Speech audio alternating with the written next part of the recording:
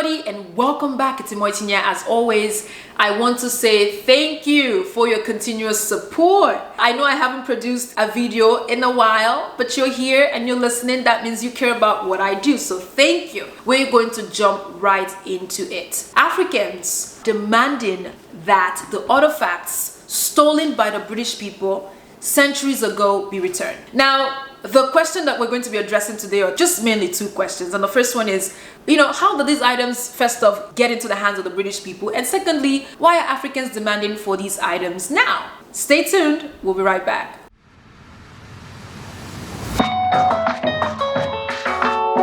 So the images on your screen, some of the sculptures that were taken away by the British people. This happened in 1897. This was when an attack was placed on the Benin Kingdom. The Benin Kingdom is located in Benin City, which is located in Edo State, and that's located in the southern part of Nigeria, the country.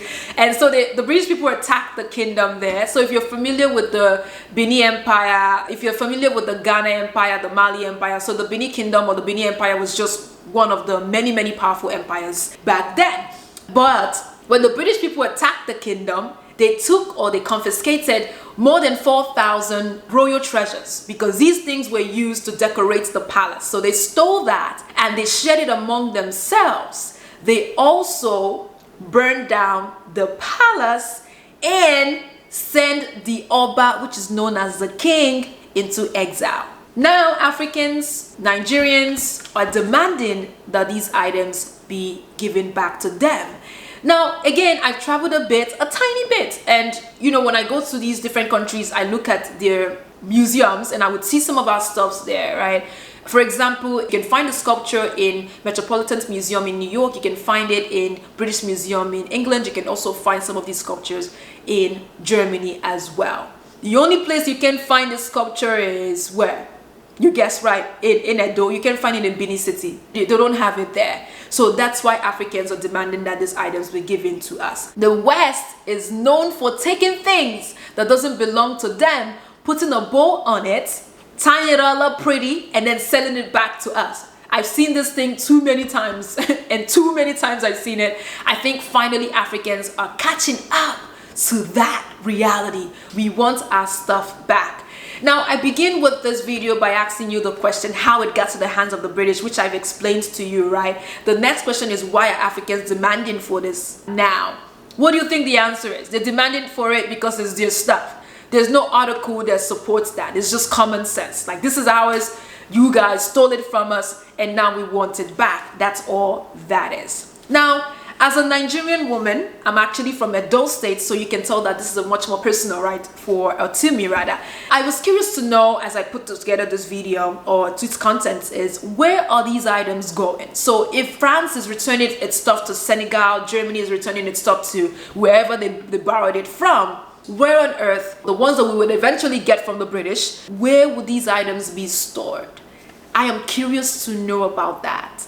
And so I began to research, and I found out, surprisingly, excitedly, this very handsome British Ghanaian guy, David Ajayi, I think that's how you pronounce his name. It sounded like a Nigerian name to me, but it's not. But it's David Ajayi, and I hope I'm pronouncing this correctly. If I'm not, please correct me. But David Ajayi is actually on a project, and the project is he is building a museum in Benin City. It's wickedly exciting to hear that a museum is being built in Benin City. And if you're not familiar with David Ajayi, David is actually the person who designed the Museum of African American History in Washington, D.C. He's also designed a cathedral, a beautiful cathedral in Ghana, as well as the Nobel Peace Center. So this is an incredibly talented architect who is going to be handling this project. And again, he's African. So it's just like how things turn in. It's a 360 effect here. So I'm pretty excited that this is a project that's happening in Benin City. And also because, hey, the people in the kingdom or the people that lives in the surrounding areas can also benefit from what was created in their city. So this museum would attract more visitors and increase the money that the people would get from tourism. So it's a good big deal, and I'm pretty excited and I can't wait to see it. So the project is set to be done before 2030, I think about 2025, and I'll put the exact date on the screen for you. So I'm very excited, but I'm going to leave you with this though. Even though Africans are demanding for these items, there are some European countries that are returning these items back. But what's surprising to me is this: the British people are saying that they can't give us these items back. It has to be loaned to us. That's where my problem is, right? You looted, you burned down the palace where you got the items from, and now you want us to believe that you're going to loan it to us. How is that even possible? I just say to me, it's the audacity for me that I can't stand. But I'm going to be gentle with this, and I'm going to open it up to you and have you share with me your thoughts on this. Should Africans be demanding for their items now?